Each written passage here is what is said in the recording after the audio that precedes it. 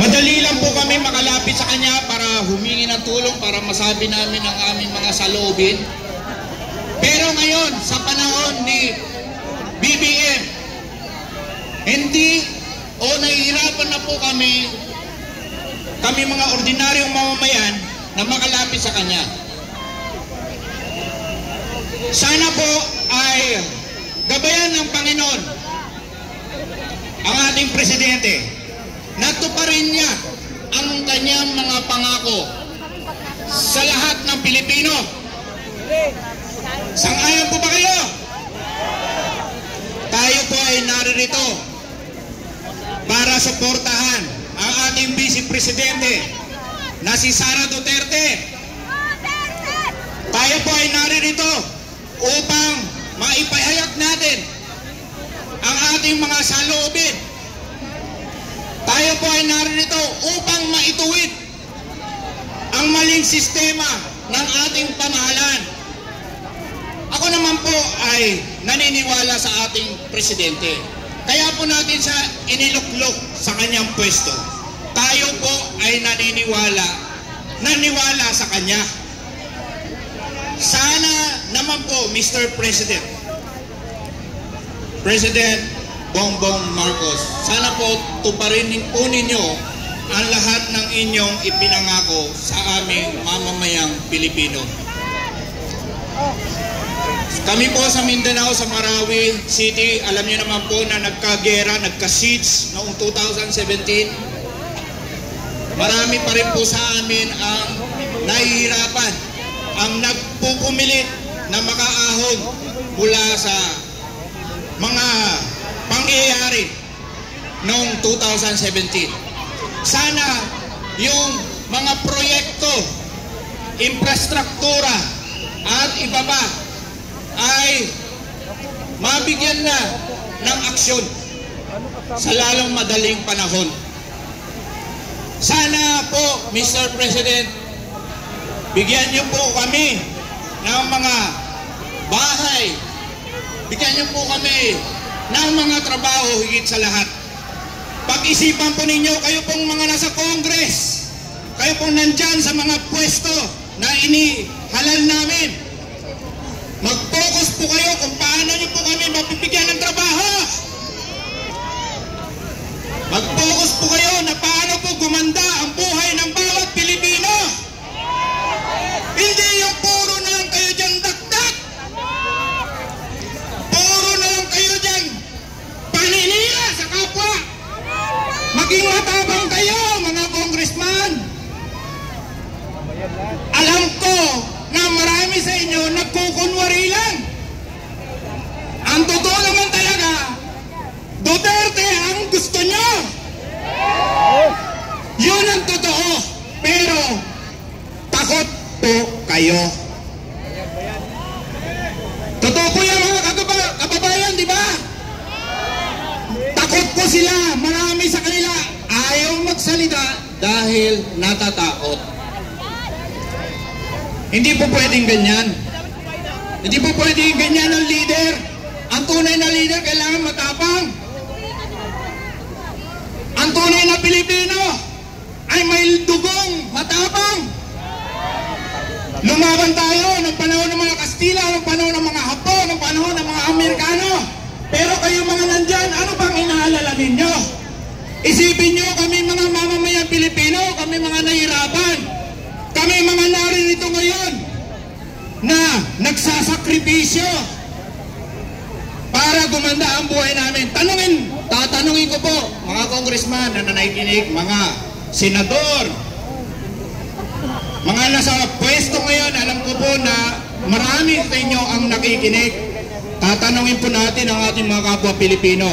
Simula nang naupo ang presidente, gumanda po ba ang buhay ninyo? Hindi. Narinig po ninyo yun. Simula nang naupo ang presidente, tinupad po ba niya ang kanyang mga pangako? Hindi. Nung mga nakaraang bagyo, puro baha dito sa ating bayan. Maraming tao ang patuloy na nahihirapan. Kaya sana, yung sinasabi ninyong mga project ninyo, flood control, inyo sana itong totohanin at ipatupad. Wala na dahil yung pera, pinakayuda na. Ubos na. Kung saan-saan na kinuha, nagbenta pa po ng ginto. Yung kamera mo, humiharap ito. Totoo man po yun o hindi, pero maraming naniniwala na totoo po yun. Mga kababayan, sana po ay ang ating pagparito ngayon ay maging mapayapa lamang. Ako po ay napakinggan ko po yung mga pinagsasabi ng ating mga previous speakers. Pero hindi po ako naniniwala sa dahas. Ako po ay may pinag-aralan, nag-aaral po ako sa universidad. Kailangan po ipakita natin, i-show natin ang ating pinag-aralan. Maaari po natin makuha o makamit ang ating kagustuhan sa pamamagitan ng walang dahas. Ito yung tinatawag na principle of non-violence. Ako po ay naaawa sa inyong lahat. Kailan pa po tayo nagsimula rito? Sa ngayon, ang nakikinikinita ko, medyo okay na itong ating presidente. Ang tingin ko naman talaga sa kanya, hindi siya bad. Maaaring totoo ang inyong mga pinagsasabi tungkol sa kanya, pero para sa akin ay may likas naman siyang kabutihan. Hindi po siya kagaya ng kanyang ama na naging diktador at mapangha sa kanyang ibang ways. Pero ang ating presidente, ako po'y naniniwala sa kanya na kaya po niyang pabutihin ang ating bansang Pilipinas. Pero dahil kung hindi naman po siya, kung wala nang ibang leader, ang tanging makakapalit sa kanya o ang makakapagpatupad ng kanyang mga pinangako at magpapatuloy ng legasiya ng mga Duterte ay walang iba kundi si Sara Duterte. Kaya atin pong isigaw ng paulit-ulit, Duterte! Duterte! Duterte! Duterte!